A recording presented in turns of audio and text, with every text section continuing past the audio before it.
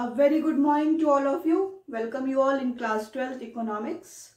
So as you already know, from the previous few classes, we were continuously revise all the chapters, basically the numerical question, because as many as revision test hours happens, so most of the students are not able to solve the numerical questions. Okay, they are not able to solve the numerical question. So that I am revise continuously in the online class as well as in the videos. So you have to more and more practice of the basically the income determination and multiplier chapter, as well as the questions related to the national income. More question you will do, the more confusion you will be cleared. जितनी भी आपकी confusion है वो आप क्या करते जाओगे, clear करते जाओगे. इसलिए जितना ज़्यादा प्रैक्टिस करेंगे उतना ज़्यादा आपको क्या होगा, वो क्लियर होता चला जाएगा. ठीक है, तो आज की क्लास में फिर हम लोग क्या करते हैं, जो भी बेसिकली जो न्यूमेरिकल्स हैं which is related to the income determination as well as multiplier और नेशनल इनकम, तो ये सारे का आप समझ लो 10 मार्क्स के क्वेश्चन एकदम श्योर है कि 6 मार्क्स का एक नेशनल इनकम का और आपका income determination and the multiplier का 4 मार्क्स का या 3 मार्क्स का. तो ऑलमोस्ट 10 को अगर आपने जितनी क्योंकि ज़्यादा प्रॉब्लम किस में होती है, न्यूमेरिकल में होती है, जितनी प्रैक्टिस कर लेंगे उतना ज़्यादा ये चीज़ें क्या होती जाएगी, क्लियर होती चली जाएगी. ठीक है, तो आज की वीडियो में भी फिर हम भी क्या देखते हैं, न्यूमेरिकल क्वेश्चन को सॉल्व करते हैं. So let's get started. Okay, so one question is given in your book macroeconomics Radha Bahuguna. The question is here: in an economy, investment is increased by rupees 300 crore. In an economy, investment is increased by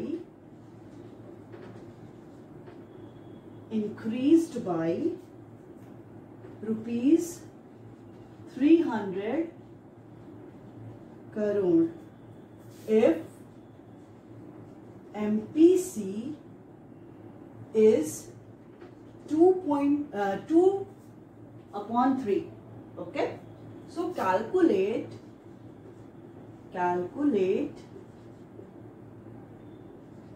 increase in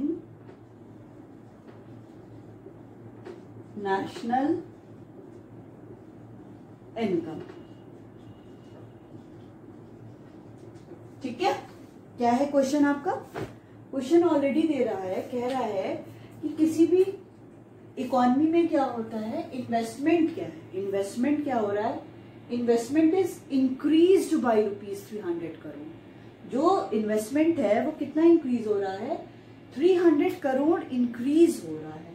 और जहां पे MPC marginal propensity to consume कितना दे रखा है, 2/3. 2/3 आपका MPC दिया है. यहाँ पे अब क्या कैलकुलेट करना है आपको कि अगर इन्वेस्टमेंट आपका 300 करोड़ इंक्रीज हो रहा है तो कितना इंक्रीमेंट आपका नेशनल इनकम में होगा, कितना मल्टीपल टाइम्स आपका नेशनल इनकम इंक्रीज होगा, जिसको हम क्या बोलते हैं, मल्टीप्लायर बोलते हैं. ठीक है, तो कितना मल्टीपल टाइम्स आपका इनकम इंक्रीज होगा. और जहां पे एमपीसी क्या दिया है, 2/3. अब आपके पास सबसे पहले आप ये देखा करिए कि आपके क्वेश्चन में क्या क्या दिया हुआ है. ऑलरेडी गिवन क्या है, यहाँ पे लिखिए गिवन में आपके पास क्या क्या है.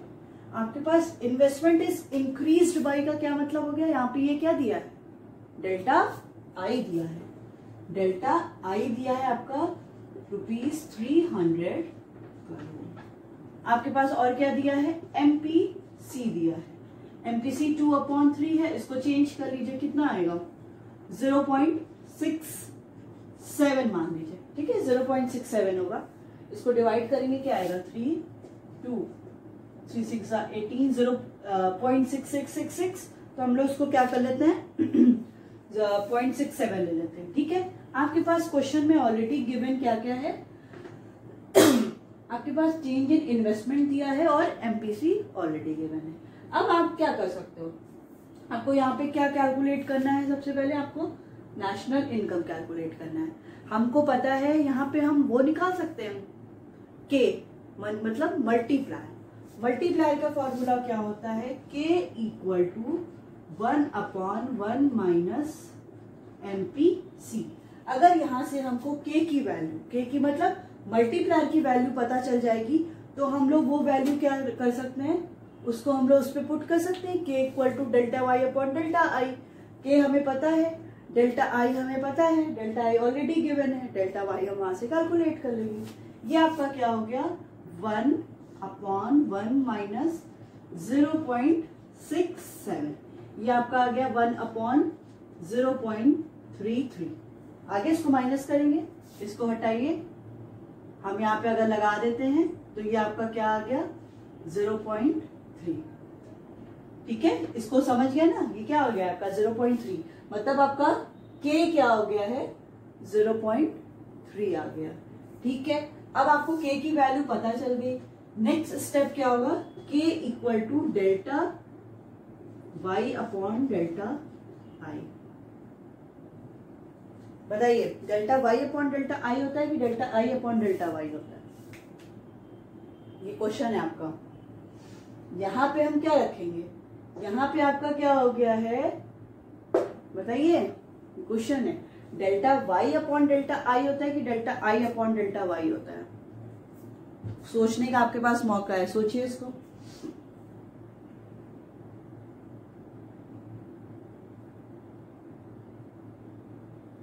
ठीक है, क्या होगा, के इक्वल टू आपका delta Y upon delta I. K की वैल्यू आपके पास ऑलरेडी गिवन है, क्या है आपका 0.3 equal to delta Y, delta I आपके पास क्या है 300। तो डेल्टा वाई आपके पास क्या हो गया, इसको मल्टीप्लाई करेंगे तो प्लीज 900 आ गया आपका आंसर। यही क्वेश्चन था। क्वेश्चन को आपको सबसे पहले इसको समझना है, समझ के ही इसको करना है। सारी इंफॉर्मेशन आपके पास ऑलरेडी बुक में गिवन है, सारी इंफॉर्मेशन आपको क्वेश्चन में भी गिवन है। बस आपको ये समझना है कि आपके पास क्या इंफॉर्मेशन है, पहले उसको काउंटर करिए। पहले उसको काउंटर करिए कि जो इंफॉर्मेशन आपके पास है, जैसे ही वो आपका काउंटर हो जाएगा, जैसे ही आपको पता चल जाएगा कि ये ऑलरेडी इंफॉर्मेशन गिवन है, बस अब उससे ये कैलकुलेट करिए कि हम यहाँ पे कौन सा फॉर्मूला लगा सकते हैं। बस वो फॉर्मूला लगाइए और आपका आंसर आ गया। यही है एकदम सिंपल सा क्वेश्चन, जिसको आपको क्या करना है, कैलकुलेट करना है। ठीक है, ये समझ में आया। इसमें हमने क्या किया कि इकोनॉमी में इन्वेस्टमेंट इंक्रीज हो रहा है 300, MPC 2.3, यहाँ पे increase in national income, income में कितना इंक्रीज हुआ है ये हमें देखना है। ये इंफॉर्मेशन गिवन थी, हम यहाँ से के निकाल लेते हैं, मल्टीप्लायर, के की वैल्यू आ गई, then K equal to delta Y upon delta I. ये क्लियर हो गया ना, क्या होता है delta, K equal to delta Y upon delta I होता है। के की value 0.3, delta Y 300, rupees 900 crore, answer. ये आपका एक क्वेश्चन हो गया, 3 मार्क्स का क्वेश्चन में 3 मार्क्स आपको यहाँ पे मिल जाएगा। ठीक है, अब कुछ और क्वेश्चंस करते हैं यहाँ पे। अरे इसको नहीं रब करते इन इकोनॉमी, क्योंकि सब कुछ जो भी हो रहा है वो सब इकोनॉमी में ही हो रहा है, इकोनॉमी के बाहर नहीं हो रहा है। ठीक है, so we have to do all the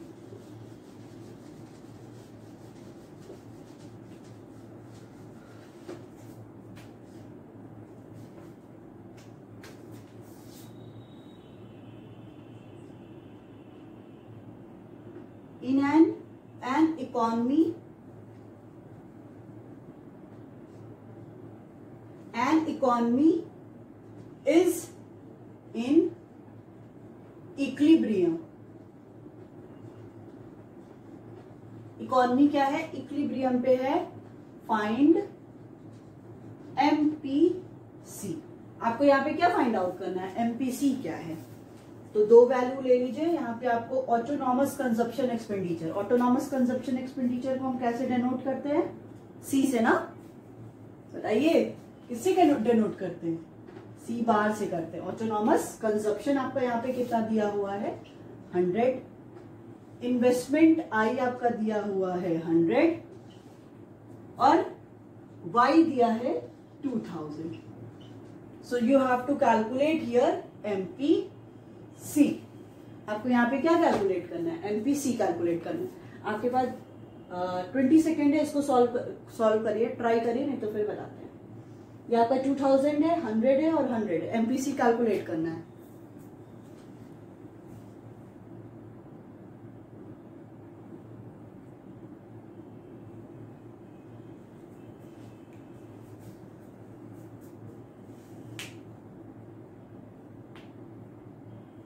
simple सा फॉर्मूला हम क्या लगाएंगे, देखिए हर जगह फॉर्मूला बेसिकली मल्टीप्लायर को यूज करेंगे। मल्टीप्लायर करेंगे तो क्या वही फॉर्मूला यूज होगा, या तो k equal to 1/1 minus MPC, या तो k equal to delta Y upon delta I. अगर वो नहीं यूज होगा तो आपका सेविंग फंक्शन यूज होगा minus C bar plus 1 minus B Y, या तो आपका कंजप्शन फंक्शन यूज होगा C bar plus B Y, नहीं तो y equal to consumption plus investment. y equal to C plus I और y equal to C plus S. So s equal to I होता है in the case of in the equilibrium condition, तो y equal to C plus I भी ले सकते हैं, then y equal to C plus S. उसी पे y equal to C plus I से ही ये पूरा क्वेश्चन सॉल्व हो जाएगा। कैसे सॉल्व होगा देखते हैं। y equal to C plus I, ठीक है, इसमें कोई कंफ्यूजन नहीं है। इनकम किसके इक्वल होता है, कंजप्शन और सेविंग के। हमारे पास घर में पैसा आएगा तो हम क्या करेंगे, या तो हम कंज्यूम करेंगे या तो हम सेविंग कर सकते हैं, ठीक है। और सेविंग किसके इक्वल होता है, in the case of equilibrium की कंडीशन पे सेविंग इन्वेस्टमेंट के इक्वल होता है, then y equal to C plus I, right. अब यहाँ पे आप y लिखिए, c consumption function equal to क्या होता है, c bar plus B Y, right. तो यहाँ पे आप लिखिए c बार प्लस आई, ठीक है। यहाँ पे आप y की वैल्यू रखिए, बस वैल्यूज पुट करते जाइए। y यहाँ पे क्या है 2000, c ये क्या है ऑटोनॉमस कंजप्शन 100, b आपको दिया नहीं हुआ है, y यहाँ पे कितना है 2000, i क्या है 100, 2000 इक्वल टू 100 प्लस करिए 200, 2000 इसको मल्टीप्लाई करेंगे b, इसको इधर ले आइए 2000 माइनस 200 b, ये माइनस करेंगे तो 1800 b, then b, then b equal to 0.9 आ गया। अब इसमें तो आपको रुपीज और वो नहीं लगाना ना करोड़, क्योंकि MPC है, ठीक है। समझ में आ गया, एकदम सिंपल सा क्वेश्चन था, कुछ नहीं था, बस आपको थोड़ा सा समझते जाना है। सॉरी यहाँ पे ये नहीं लगेगा क्योंकि ऑलरेडी, ठीक है, बस आपको सिंपल इसको समझते जाना है। क्वेश्चन समझिए, वैल्यू पुट करिए, आंसर आ जाएगा b इक्वल टू 0.9। अगर यहीं पे क्वेश्चन पे आपको बस पूछ देता है MPS कैलकुलेट करिए, सिंपल सा तरीका है। क्या करेंगे, या तो आप उसको सेविंग फंक्शन से भी कर सकते हैं माइनस सी बार करके, या तो आप इसी से कैलकुलेट करिए, b निकाल लीजिए और इधर से MPC plus MPS equal to 1, MPC आपका 0.9 1 हो गया, देन MPS इक्वल टू 0.1। बस क्वेश्चन आपको कंफ्यूज करेगा और आपको कंफ्यूज नहीं होना है, ठीक है। ऐसी क्वेश्चन हो जाएगा। एक और न्यूमेरिकल क्वेश्चन कर ले, और करते हैं। जितना प्रैक्टिस करेंगे उतना ज्यादा चीजें क्लियर होती जाएंगी, नहीं प्रैक्टिस करेंगे तो कुछ समझ में नहीं आएगा।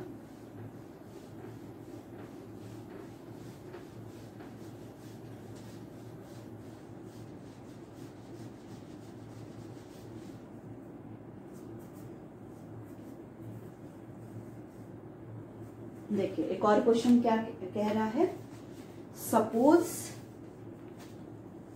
MPC is 0.8. Suppose MPC, marginal propensity to consume, is 0.8. How much increase in investment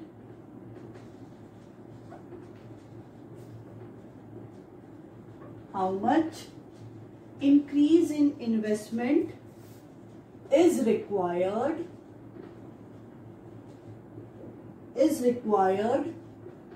to increase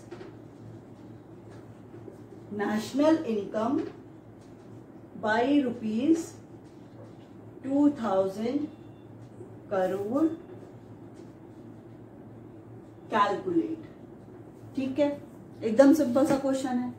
अभी थोड़ी देर पहले ऐसे ही क्वेश्चन किया था हम लोगों ने.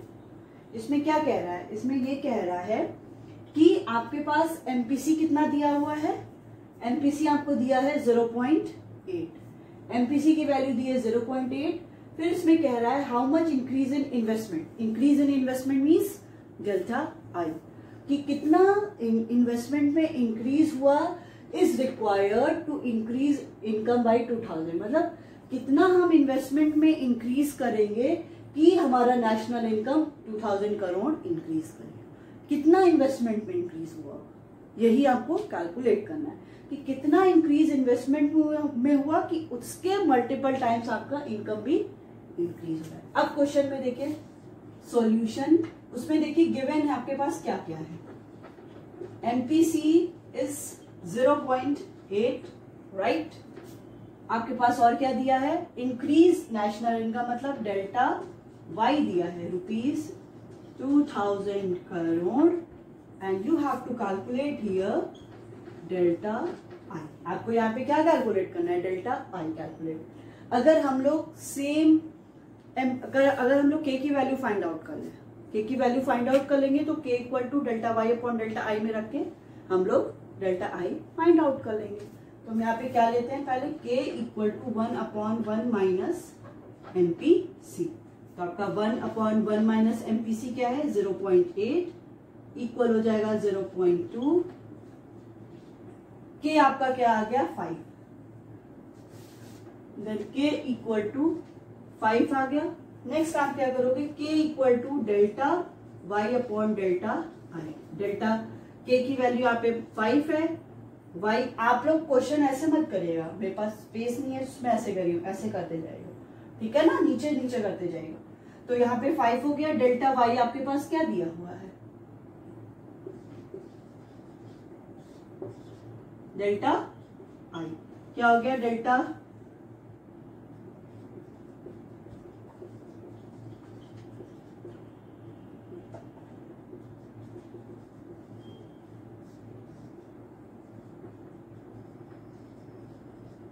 रुपीज 400 करोड़.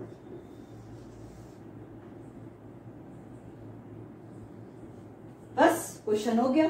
सिंपल सा क्वेश्चन था जिसमें आपको एमपीसी दिया होता है. Increase in investment is required to increase national income by 2000 crore. Calculate MPC 0.8. Y दिया था. पहले आप के की वैल्यू निकाल लीजिए, देन इस फॉर्मूला में पुट करके ये क्वेश्चन को सॉल्व करिए.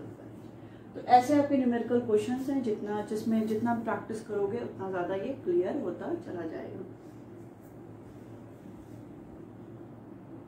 Calculate GNP at MP.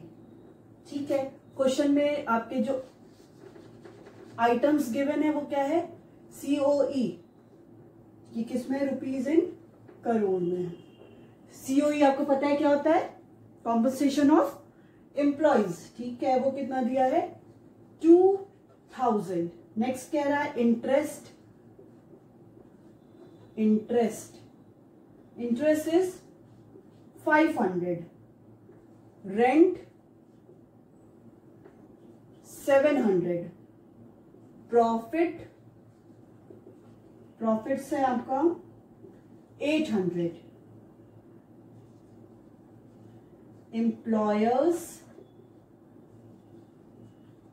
Contribution to social security scheme, SSC लिख दिया, सोशल सिक्योरिटी स्कीम S। तो 200 डिविडेंड्स दिया है, 300 consumption of fixed capital is 100, NIT net indirect taxes 250, net exports है आपका 70, net factor income to abroad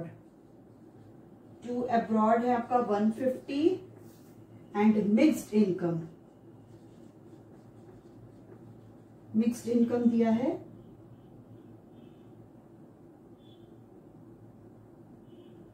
1500।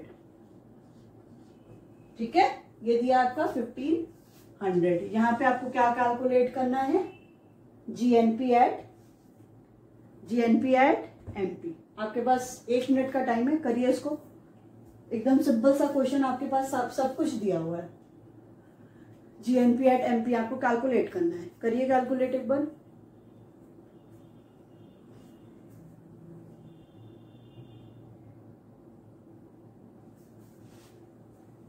Formula पता है GNP। अब सबसे पहले ये देखिए कि आइटम्स जो दिए हैं वो किससे रिलेटेड है, मतलब आपको इसमें क्या किसके थ्रू कैलकुलेट करना है। कॉम्पनसेशन ऑफ एम्प्लॉय, सारे आइटम्स आपको इनकम मेथड से लग रहे हैं, GNP बाई इनकम मेथड। ठीक है, चलिए करिए। और आपको ये पता है कि जब हम लोग कैलकुलेट करते हैं बाय द इनकम मेथड, तो क्या कैलकुलेट करते हैं, क्या आता है सबसे पहले, NDP एट फैक्टर कॉस्ट आता है, हाँ यही आता है। ठीक है, तो अगर हम लोग जब कैलकुलेट करते हैं एक्सपेंडिचर मेथड से, तो we calculate the GDP at MP। अगर इनकम मेथड से करते हैं तो क्या कैलकुलेट करते हैं, NDP at factor cost calculate करते हैं। इनकम मेथड से NDP at factor cost calculate करते हैं। इस क्वेश्चन में आपको क्या करना है, GNP एट MP कैलकुलेट करना है। ठीक है, तो सबसे पहले हम लोग लिखते हैं NDP at factor cost is equal to, क्या होता है, compensation of employee, operating surplus, OS operating surplus, और मिक्स्ड इनकम। अब क्वेश्चन में देखिए आपके पास क्या क्या आइटम्स गिवन है। ठीक है, देखिए आपके पास दिया है compensation of employees, right, COE किसको बोलते हैं, कॉम्पनसेशन ऑफ एम्प्लॉइज बोलते हैं। और आपके पास क्या दिया हुआ है, employers contribution to social security scheme, कि एम्प्लॉयर का कंट्रीब्यूशन किस में हो रहा है, सोशल सिक्योरिटी स्कीम में हो रहा है। अब आप क्या करेंगे, बहुत सिंपल सा करेंगे कि COE को भी ले लेंगे और employers contribution to social security schemes को भी ले लेंगे। आप दोनों को लेके क्वेश्चन कर लेंगे, बट नहीं, क्योंकि आपको पता है कि employers contribution to social security scheme is a part of the compensation of employee. तो ये जो 200 है वो ऑलरेडी इस COE में इंक्लूडेड है। अगर आप इसको 2 बार कर दोगे तो क्या हो जाएगा, it is the problem of the double counting, जो नेशनल इनकम में हमेशा होता है कि हम एक वैल्यू को 2 बार काउंट कर लेते हैं। ठीक है, तो हमको ये नहीं करना है, इसको हमें ये ऑलरेडी इंक्लूडेड। अगर ये क्वेश्चन में कॉम्पनसेशन ऑफ एम्प्लॉयज नहीं दिया है, एम्प्लॉयर कंट्रीब्यूशन दिया है, वेजेस इन काइंड दिया है, ये सब दिया है, या वेजेस इन कैश दिया है, तब आप उन तीनों आइटम्स को क्या करोगे, सम अप करोगे and then you get the value of compensation of employ.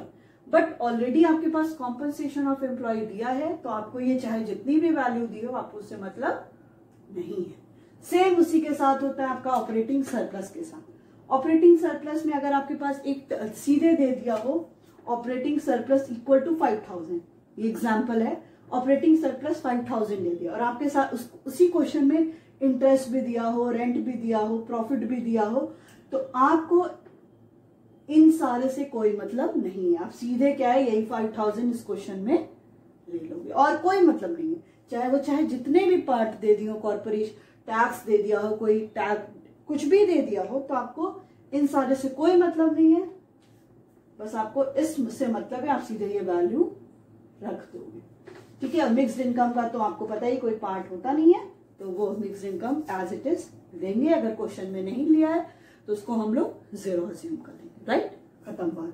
अब हम क्या करते हैं, कॉम्पनसेशन ऑफ एम्प्लॉय कितना दिया है, 2000। अब इस क्वेश्चन में आपको ऑपरेटिंग सरप्लस दिख रहा है, दिख रहा है, नहीं दिख रहा है। अब ऑपरेटिंग सरप्लस के पार्ट क्या क्या होते हैं, rent, royalty, interest plus profit, right, then mixed income. अब आपको पता है प्रॉफिट के भी पार्ट होते हैं, प्रॉफिट के भी पार्ट होते हैं, अनडिस्ट्रीब्यूटेड हो गया, और आपका क्या हो गया, डिविडेंड हो गया, तो ये सारे क्या है, प्रॉफिट के पार्ट है। अगर क्वेश्चन में आपके पास प्रॉफिट दिया है और इसके सब पार्ट्स भी दिए हैं, उसके सब पार्ट्स भी दिए हुए हैं, तो आपको बस प्रॉफिट से मतलब, उसके सब पार्ट्स में कोई मतलब नहीं है, जैसा आप इस क्वेश्चन में देख सकते हो। इस क्वेश्चन में ऑलरेडी आपके पास प्रॉफिट्स दिया है 800 करोड़, स्टिल इसमें डिविडेंड्स दिया है। अब आप क्या करोगे, बहुत खुशी खुशी में, अरे बहुत सिंपल क्वेश्चन है, उठा के डिविडेंड भी रख लो, बट नहीं, जब ऑलरेडी प्रॉफिट दिया है तो डिविडेंड प्रॉफिट का ही पार्ट है, तो आपको इससे कोई मतलब नहीं है, क्योंकि ये डिविडेंड क्या है, ऑलरेडी इसमें इंक्लूडेड है। तो अगर ये करेंगे तो क्या हो जाएगा, आपका डबल काउंटिंग हो जाएगा, तो हमको उससे कोई मतलब नहीं। ठीक है, तो अब यहाँ पे लीजिए, ये हो गया आपका 2000, रेंट कितना दिया हुआ है 700, रॉयल्टी आपको दिया नहीं है, इंटरेस्ट कितना है, इंटरेस्ट इज 500, प्रॉफिट कितना है 800,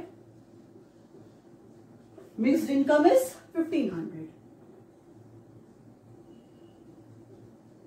ठीक है, ये क्या है आपका 2000, ये कितना हो गया 8, 7 + 5 12, 12 + 8 2000 प्लस 1500।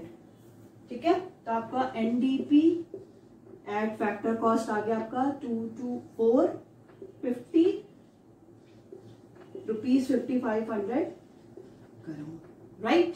अब आपको इस क्वेश्चन में क्या निकालना है, GNP at market price, gross national product at market price निकालना है।